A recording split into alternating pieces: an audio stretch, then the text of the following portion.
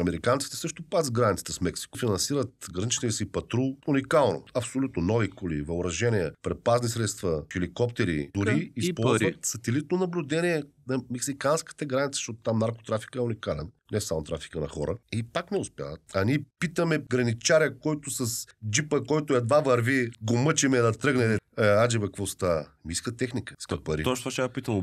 Оборудването при вас как е? Зле, не го крием. Те МВР не го крие вече. То става ясно. Няма.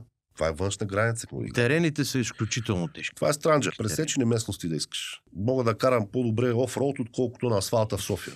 Тук се чудя къде хората. Обаче на черно ще ти карам, да. Даже ще си караме така. Обаче ми трябва кола. Аз нямам. Закъсвате ли често тогава с колите? Зимно време е ужас, да. Устаряли сме от към технологично отношение. Да не казваме от знаете ли Макаров от коя година е? 40 някоя беше, май. 1940. Бая стар. Мой от 50. Ама образеца не мога да сета дали беше 1946 или 47. Нас ще ни няма с вас, той ще остане.